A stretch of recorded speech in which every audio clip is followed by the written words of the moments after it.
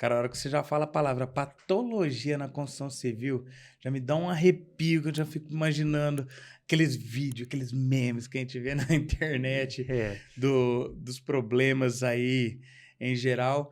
E o pior não é só a parte de patologias na fase da construção em si, né? Tanto que o tema hoje que a gente vai trazer é a questão de manutenção, que é o problema após a entrega das A obras. gente fala fases de uso, né? Aqui é a fase de uso, que uma coisa é a entrega, na entrega tá bonitinho, tudo maquiado, tudo bem feito. Na hora que começa o uso, que a estrutura começa a trabalhar, que começa a aparecer aquela fissurinha, que é o cliente liga, ó, minha parede tá toda trincada aqui, doutor. Então, assim, temos muito problema, Kleber, nas edificações, aqui estamos falando aqui na região de Ribeirão Preto, né? Nós somos de Ribeirão Preto, interior de São Paulo. Vamos dizer regionalmente, principalmente você que Uhum. atua nesse mercado, temos muitos problemas em algumas edificações aí, em quesito de manutenção. Perdão, demais, demais.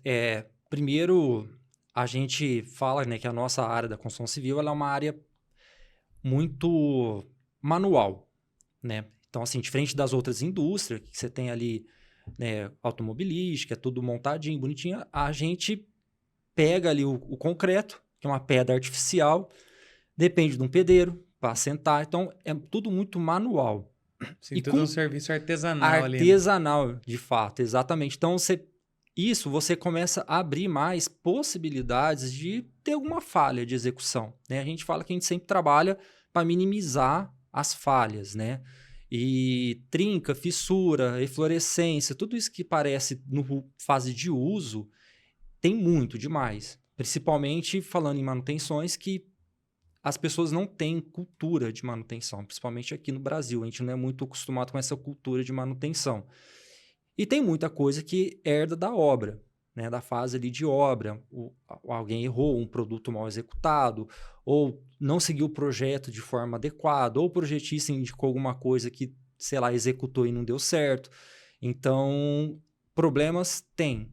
Então, a engenharia diagnóstica, essa parte, ela vem para auxiliar toda nessa fase da construção, tanto na fase de projeto, na fase de entrega, como você mesmo disse, e a fase de uso na orientação, né, até chegar à fase final aí. É porque tem muitos produtos que têm um prazo de validade ali, pelo menos da garantia dele. Como, por exemplo, a tinta, né? A pintura. Vamos falar de pintura, que nós não temos mar em Ribeirão Preto. A única coisa que falta em Ribeirão Preto, gente, é um mar, porque o calor aqui é similar ao do Rio de Janeiro. É, Só falta um mar aqui. Então nós não temos problema com maresia em Ribeirão Preto. Estamos até um tanto longe do litoral. Mas as pinturas sofrem bastante. E eu não sei exatamente, não entendo de quanto é o prazo de garantia, mas acredito que é em torno de 5 anos, não sei quanto que a norma pede de pintura. Eu pedi para você falar aí sobre isso, se você lembrar esse número de cabeça, lógico.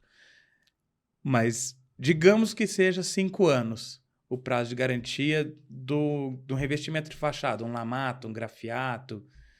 O prédio pinta de novo a fachada a cada 5 anos? é.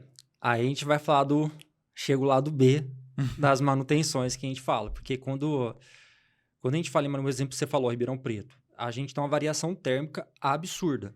Eu vejo até uma falha de projetista que às vezes pega um projeto lá, sei lá, de São Paulo, de uma outra cidade, que a variação térmica é totalmente diferente da nossa, e tenta replicar numa cidade nossa. Que você pega, eu já fiz ensaios de uma parede com lamato, chegar a 70 graus, aí no meio dá uma chuva, chega à noite, chega de manhã, aquela parede esfriou tanto que ela chega a 17, 18, 20 graus. Então você pega assim, uma variação térmica gigante. Então todo projeto tem que ter a sua, né, particularidade. Igual você falou de Ribeirão Preto. Então, é, todos os produtos, tinta, tem que ser adequado à nossa realidade, ao nosso clima aqui, com variação térmica, que vai ter muita, né, suscetível a trabalho de fissura. Então, a gente tem que ter. E tinta, a garantia dela, por norma, são fachada com desplacamento de fachada, são 3 anos só. Então, eu acho até meio Menos do, assim. menos do que 5. É menos do que 5. Agora, se for para a parte, né, estrutural, aí vai para 5 anos. Então, e de fato, aí você tem o termo do orçamento. Quando né, faz a obra ali, entrega para o síndico, ele tem que ter um plano orçamentário. Às vezes, nem tudo se enquadra ao plano orçamentário. Isso que é o lado B das manutenções. Porque uma coisa é você querer fazer as manutenções, outra coisa é você poder fazer, ter orçamento para aquilo do jeito correto. Então, você vai pintar uma fachada, sendo que às vezes você está com um outro tipo de problema mais grave. E você vai deixar aquilo lá, chegando numa situação Né? mais crítica para poder mexer, né? Para poder mexer. Aí entra a lei de Sitter. Já ouviu falar da lei de Sitter? Não. A lei de Sitter é um estudioso que fala que tudo que você acha um problema no projeto, você vai ter um custo monetário. E ele vai crescendo exponencialmente 5 vezes. Então, se você achar o problema ali no projeto, você vai ter um custo ali 5. Se você achar na fase, estou conferindo uma ferragem, você viu que a ferragem está errada, você vai corrigir, você vai gastar 5 vezes mais. Uhum. Se lá na frente você vai achar 5 vezes mais o problema. Então, assim, exponencialmente, o problema vai crescendo quanto mais você demora para achar. Então, o custo vai ficando mais caro quando você demora para intervir nas manutenções. Entendi. E é aquela parte, né, também. Tem a questão da manutenção preventiva e a manutenção corretiva, né? A hora que entra na fase da corretiva, é a hora que o filho chora e a mãe não vê, né? É aí que fica 25 vezes mais caro você fazer uma corretiva do que você fazer uma preventiva. Então, é isso aí mesmo. E aonde você acha que esbarra na questão... Vamos trazer mais para a parte predial do que para a parte de casa. Em questões de casas de residências unifamiliar, depende do orçamento da própria família. Ali é único. Agora, em um condomínio, você depende de uma aprovação de um comitê, da própria administração do condomínio, né? Qual que você acha que é a maior dificuldade nessa questão de manutenções como parte do condomínio? Onde você acha que assim, é onde mais esbarra e que se perde muito dinheiro?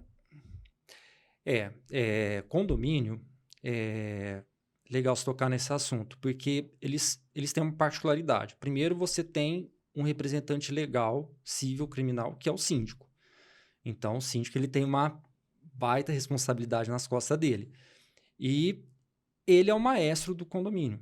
É ele que vai gerir toda a parte do condomínio, seja de limpeza, portaria, manutenção. E ele tem que andar. Eu sempre falo que os síndicos eles têm que ter um engenheiro também para andar lado a lado. Assim como tem da área de direito. Né? O síndico tem ali o advogado, que vai assessorar ali na parte de direito. Uhum. Eu acho muito importante, uma coisa que a gente fala muito, ele tem que ter também um engenheiro para andar lado a lado. Porque eu já peguei prédio que foi pintado recentemente, por 3 anos atrás, estava pensando no problema, e não foi feito um acompanhamento de uma pessoa especializada naquilo. O síndico ele teve um gasto bacana para pintar a fachada, mas precisava tratar as fissuras, não tratou. Então, assim, eles têm que ter um acompanhamento de uma pessoa especialista, do engenheiro, para auxiliar ele nessa parte de manutenção. E, de certa forma, entra também na parte do orçamento, porque às vezes você fazer uma preventiva ali, você vai gastar X e fica mais barato lá na frente. Porque se você não deixa lá na frente depois na corretiva, fica mais caro. Então, de certa forma, é até melhor para o fluxo de caixa, né? Então, o condomínio ele tem essa particularidade, né? Então, mas é claro que vai muito de síndico para síndico. E também dos moradores, dos condôminos. Porque a gente sabe que às vezes você tem um síndico que ele é voltado para alguma coisa, algum conceito, às vezes no outro condomínio ele não consegue aplicar. Assim como obra, né, Pedrão? Tipo assim, cada obra, a obra X conseguiu implantar isso. Pô, na minha eu não consigo? Às vezes não, porque são outras mãos de obra, são outros empreiteiros. Então, assim, às vezes muda. Não, cada condomínio tem a sua particularidade.